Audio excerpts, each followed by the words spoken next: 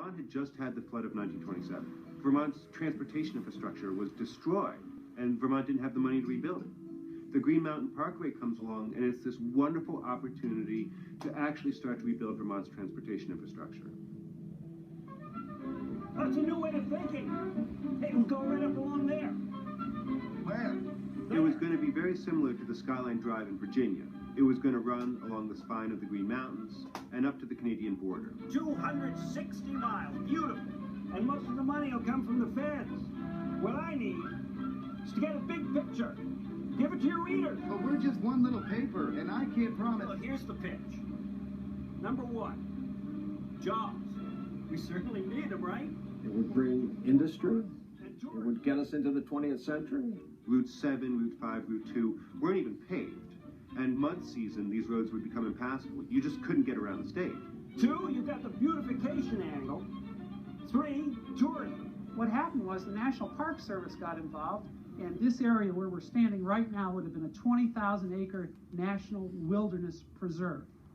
The parkway would have ended, if you can see, not on the summit, but on that saddle between that and the other hill. The parkway was going to run through 38 different Vermont towns. Towns that tended to be near the entrance and exits off it were for it. They could imagine, I think, restaurants and gas stations and that kind of thing. Washington wants it, the Chamber wants it, and once they understand, so will most Vermonters. Check out the map. Sir, excuse me. With the Rutland Herald, would you mind if I ask you a few questions? Yeah? Vermont, though, had a long tradition of people not being told what to do with their land. So, from the beginning, the project was very controversial. We're doing a piece on the Green Mountain Highway. What do you think about it?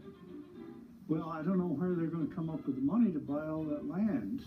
And it's going to have to come from taxes, or they're going to have to borrow it. And it was the question of an outside force dictating terms to Vermonters. It's just ignorant. What do people want? Stay isolated? People don't like the feds taking so much land. Whose side are you on? Big boys seem to be in favor of it, but the little guy's going to get left holding the bag.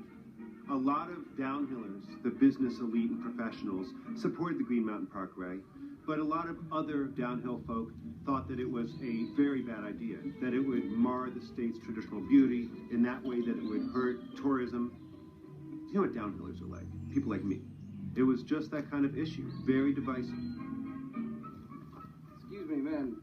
Do you mind if I ask you a few questions? No. Well, I'm from the Rutland Herald, and we're doing a piece on the Green Mountain Parkway. Have you heard of it? Yes, I've heard of it. What's your take on it? How do you feel about it? Well, What do you do? Accept federal money and potentially destroy the Vermont landscape? it's just perfect the way it is here. You know, is that like selling your soul? This was the question a lot of people were asking. Some of the members of the Green Mountain Club leadership and some of their backers, like Mortimer Proctor, were very active in opposing the parkway. The Proctor family had owned Vermont Marble. They were very much anti-New Deal, and they felt that, well, the parkway as designed wouldn't bring enough development to Vermont. You couldn't have stone. You couldn't have Smuggler's Notch. All these ski resorts couldn't exist. It had been built. Interestingly enough, Mortimer Proctor, who had been president of the Green Mountain Club, was given Pico Peak for his 21st birthday anniversary. Well, the Green Mountain Parkway would have taken over all of Killington and Pico. The whole mountain would have had to have been changed, transformed to suit the parkway. It's quiet here. There are no cars, and it's great for walking and horseback. And if that highway goes through, it's going to be scarred, changed forever. This isn't about spoiling anything. It's about optimism, getting out of the mountain mindset and joining the world. The Green Mountain Parkway, a logical next step. Sounds like it's a done deal, a sure thing, but I guess I'll have to say I believe it when I see it. All right. Today is the day. A big vote on the Green Mountain Parkway. You've heard all the arguments. Now it's your turn. WSYV will bring you the results from Rutland and throughout Vermont. Special town meeting. This year, as you may know, Vermont is in a bit of a fiscal crisis. Referendum to approve the construction of the scenic highway to be named the Green Mountain Parkway.